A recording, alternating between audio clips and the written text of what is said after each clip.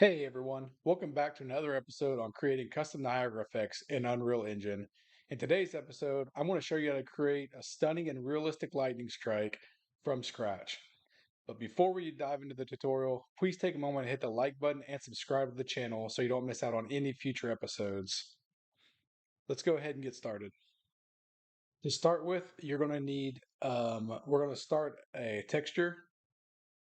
You can make this texture yourself, or you can find it somewhere else. I used a PNG. Let me pull this into view so you can see it. You need something that this is going to be your actual lightning strike. It needs to be grayscale with the black background being black, and all of the effect that you want to see is going to be white. So find something like this and import it into your Unreal Engine project.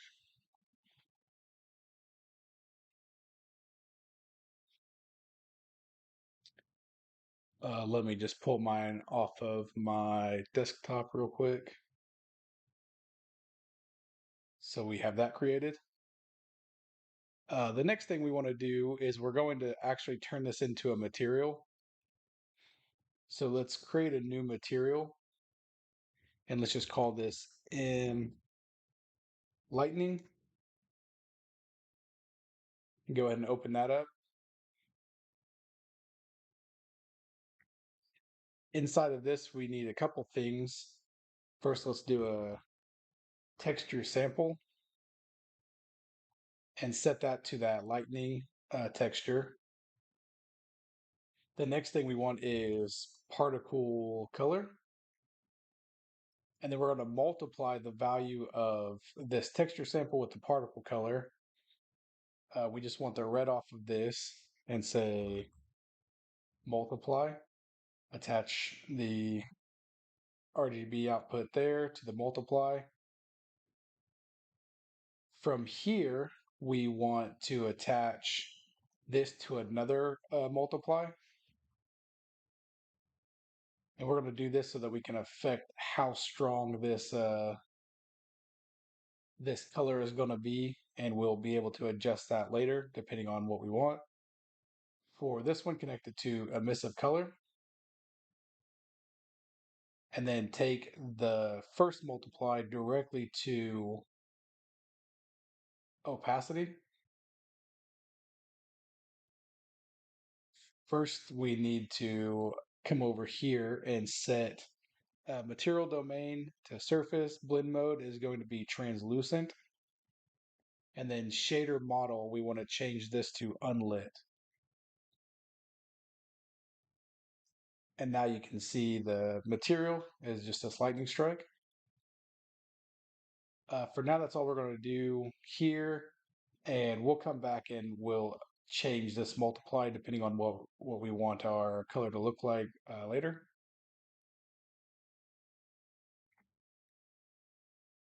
Let's go ahead and save everything so far. The next thing we're going to do is set up our actual emitters. So let's start with the strike itself. Let's go FX, Niagara emitter, do a new emitter, and just do an empty project or empty template. And let's name this NE lightning strike and open that up.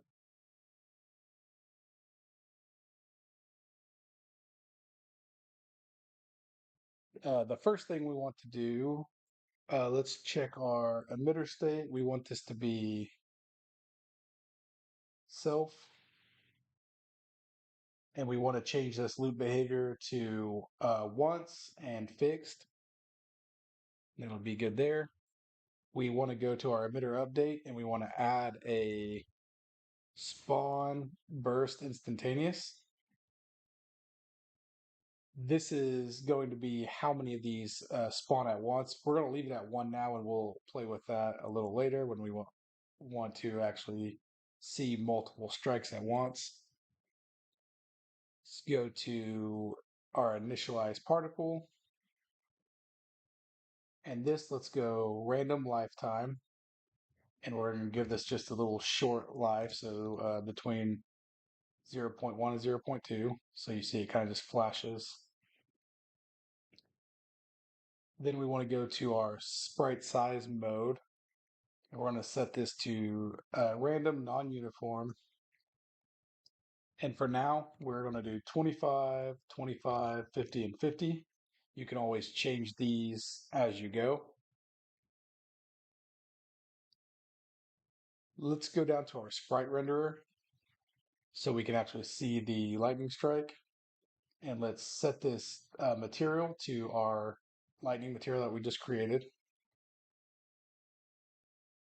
And now you can actually see the strike taking place.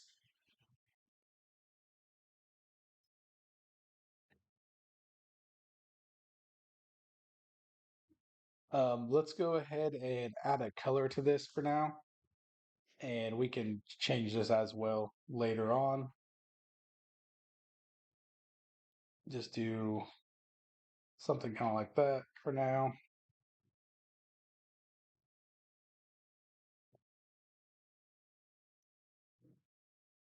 Let's add on the particle update a scale sprite size. And this we kind of want to do something a little funky here to give it some cool effects. Let's see what we're going to set these to.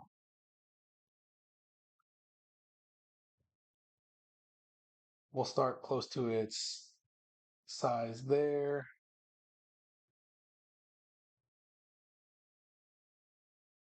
And we want this to go up to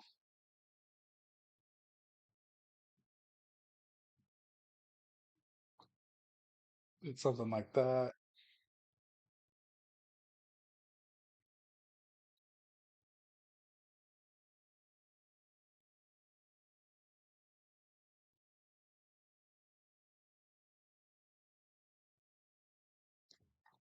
You can always add keys here to change the size as it goes, just to give it a little flashier effect.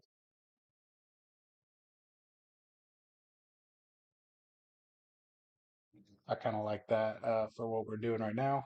That looks good.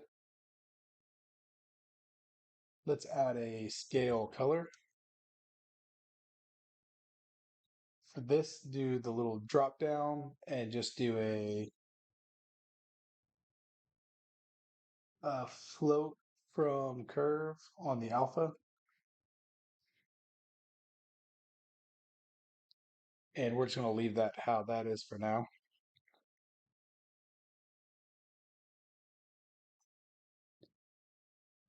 Let's make sure we have face camera unaligned. That looks good there.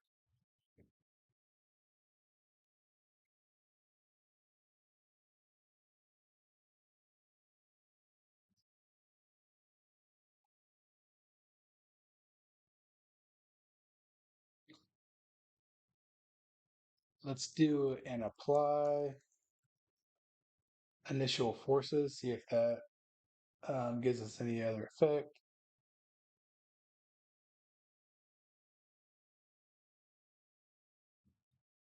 Yeah, we can leave that for now.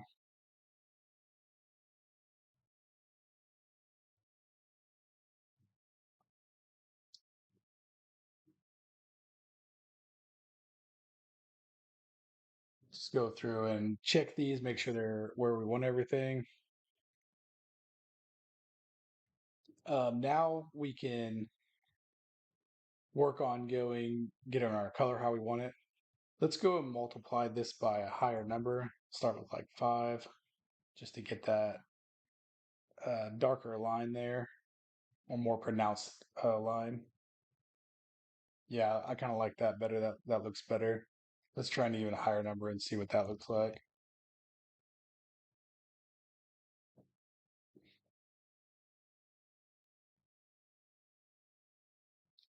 Yeah, I think 5 looked pretty good. So we'll leave it at 5 for now.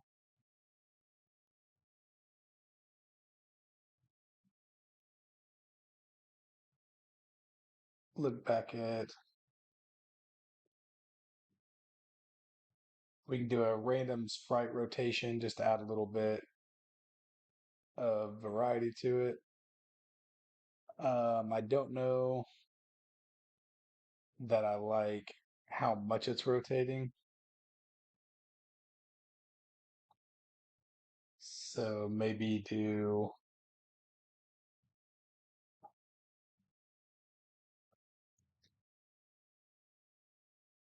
set this to some number. Let's actually do your little drop down, and let's say, hmm,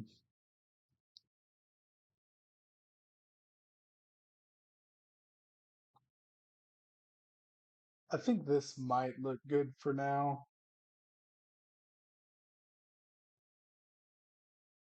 Random's too much. Yeah, I think we'll leave this for now. It's just slightly rotating it a little bit, and we can always come back and change that.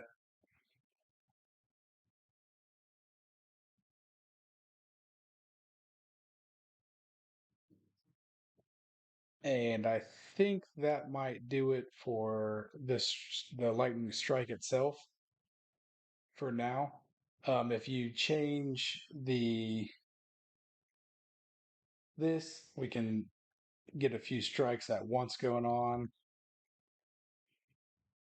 We're going to leave it at one for now. If you set it to higher and come and do some of your randoms here, changing these even more, you can get a lot of variation.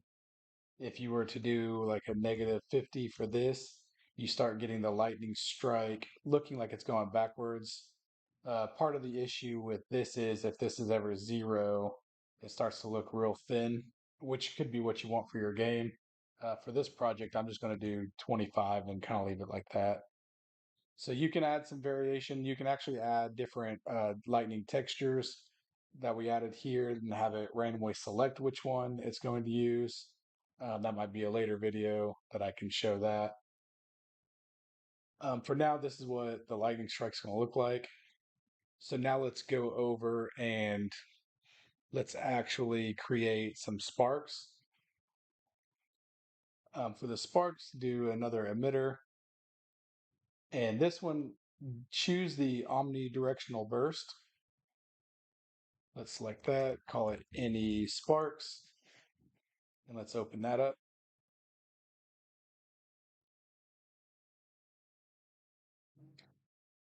For this, we go to emitter state. We want it to be self, complete once fixed. For the spontaneous burst, I actually want this number to be quite a bit higher, so we'll go like 500. Initialize particles. We want this to have a longer life than our strike, but not too long. So we'll do half 0.5 to 1.25. Down here for the sprite size, let's do random uniform and do 1 to 5. That looks pretty good. What's 1 to 10 look like? That's too big. Yeah, 1 to 5 looks good. And then leave rotation at random. For shape location, change this from a sphere. If it's not already there, it should be in this template that we're using. If not, add it a shape location. And we're going to choose torus. And then we want this torus looks pretty cool because it leaves the middle empty. So it kind of looks like the strike is happening in the middle. And we want to set the larger radius to a smaller number. That might be too small.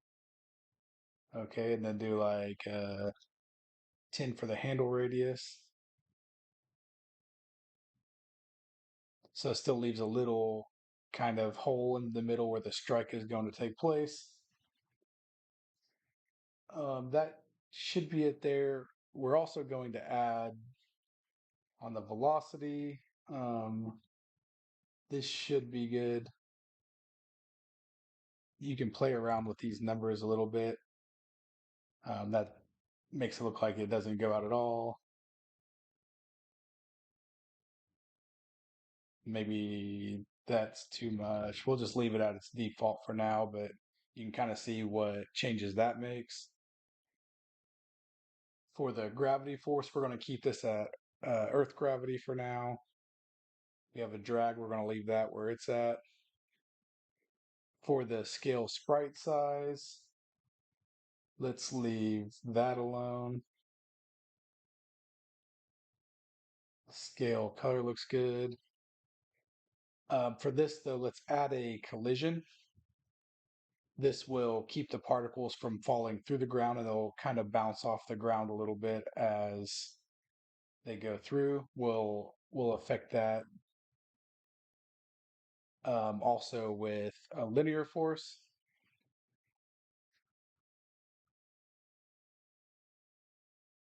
For the linear force, we kind of just want an upward direction to make it look like the strike hit the ground and it shot flames up a little or sparks up a little bit. So you can play with this number a little bit. You just kind of want it to go up a little bit and then fall back. Leave solve forces and velocity alone. And then let's give this a color as well. For this color, we're just going to kind of match our lightning strike. So I'm choosing a blue, but you can set it however you want for your project. And then for the sprite renderer, all of this should be good.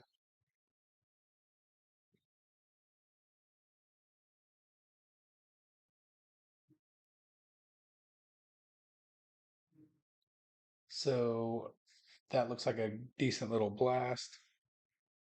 So let's go ahead and save that. The next thing we want to do is create our Niagara system. So new system from selected emitters, go to your parent emitters, and then select both of these. And then we want to hit the plus sign to add them. And let's just call this NS Lightning Strike and open that up.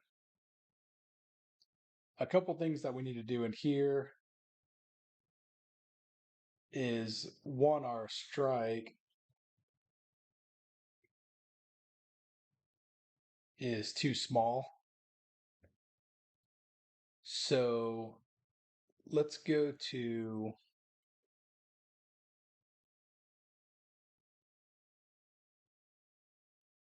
let's see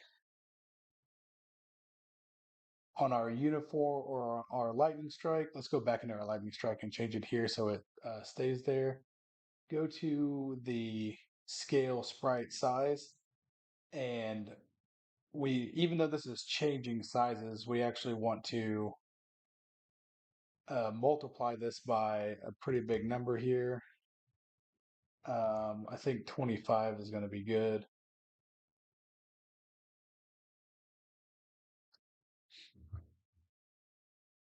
And then go back into here and we can actually see our lightning strike happening. The next thing is that this strike is actually positioned too far down. So we want to go into our lightning strike down to the particle update, and let's add a system location.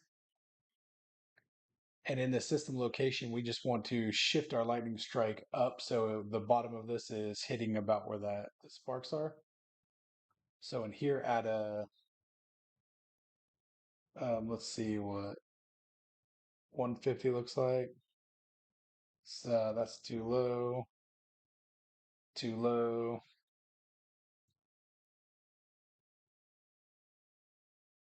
That is also too low.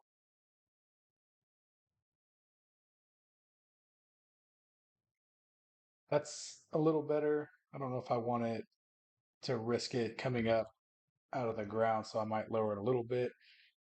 For this application, this is actually going to be below the ground, so you're not going to see it go below there. Then if we zoom in, it also looks like my strike is never actually going to the center. And I think that's because of that random rotation that we set it to. So let's go back on our lightning strike and let's actually just remove that for now and see what that looks like. Now it's kind of striking more in the middle. So I think that looks good. We can always come back and adjust this if we need to as well. So let's just go back into our content browser and now let's set up an actual blueprint for this to play on. Just do new blueprint and it's an actor and we'll call it lightning BP.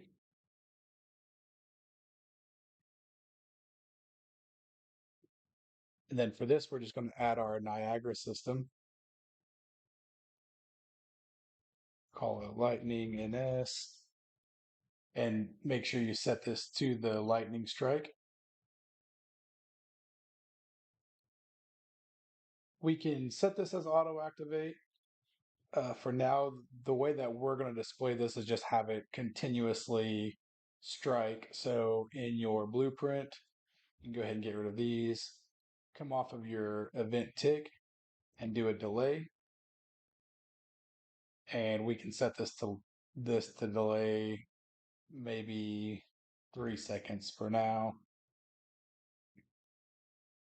Then we can come off of here and say reset system. So then every 3 seconds, this is going to reset our system and allow it to be active again. Since this is just to play once, it needs to be reset. And then we can go ahead and pull this out into the world. We see the first strike. And then if we play this, we see our lightning strike.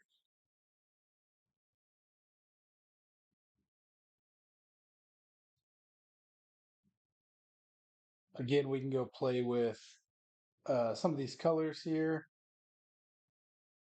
in our strike. We can expose these, which will actually, let's go ahead and do that. Let's go to our color and do the drop down here. And let's say,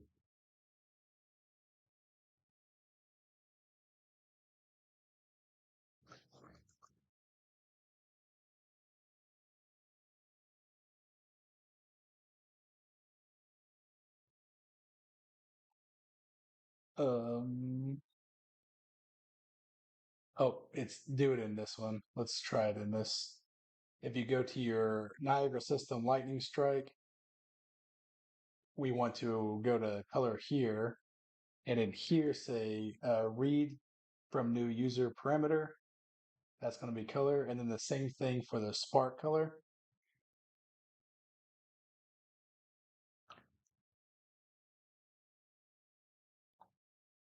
So color is going to be our strike itself, and color 001 is going to be the color for our sparks. Go ahead and compile, save that. Just save all while we're thinking about it. And then over here, we can actually have this set the color out here. So say, pull your lightning strike out, makes it easier to find things. Set color parameter.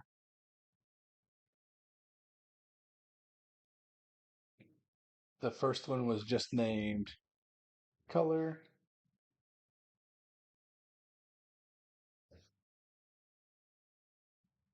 This one was named color 001. And again, that's just if you go in here to your color, this name right here is what you need to reflect here for the parameter name. Let's connect these up.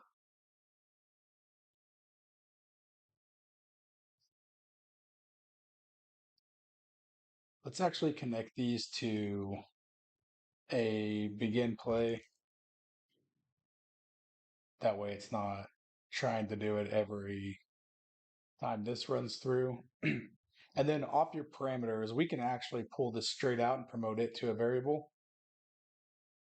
And we can rename this stripe color and then do the same thing for this, promote to variable. And let's name this spark color. We want to expose these so we can edit them in the editor. Then if we go back out, grab our blueprint, we actually see these parameters right here. So I can say, set my spark color, set the alpha all the way up. And now you can kind of see what it's going to look like. Well, we'll have to play it first, I guess. So let's do, that looks good there. And then for the spark color, let's do like a green for now. Remember to set your alpha up. And for some reason, this color picker doesn't um, affect these numbers until you move this once, and then it seems to work just fine after that. So you might have to shift these around first before you go pick your color. And then if we play that, we see a pink strike and green sparks.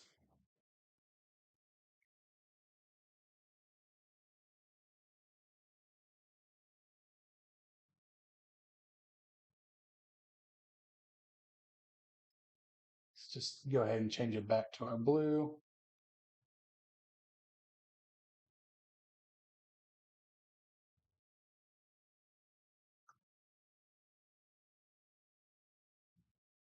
Kind of getting some weird look to it, but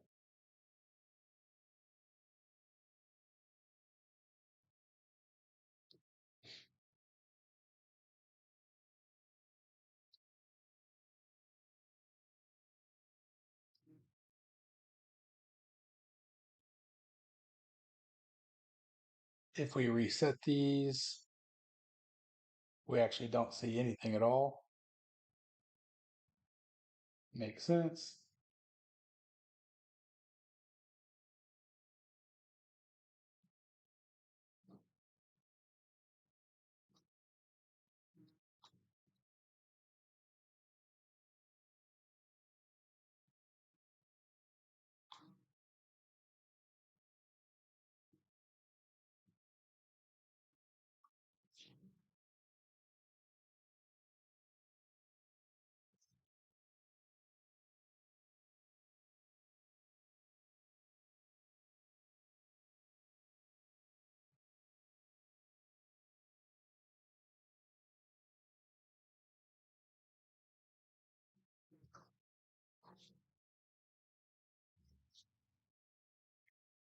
So I went ahead and put a few more of these out in the world so we can see it. I also added a random to the delay. So now the strikes kind of happen randomly. And that's our lightning strike. Remember, you can kind of change the color to make these fit your lightning, your project. Another thing, if these strikes look too kind of repetitive, some things you can do, you can go mess with the scale so it makes it thinner or thicker. You can also use different lightning strike textures and have it kind of randomly pick texture to use. For instance, if you come in here, go to your initialized particle, we can actually set this to a really small number to give us some thinner strikes as well. And maybe we never want it to be 50, but maybe we do want that thick sometimes.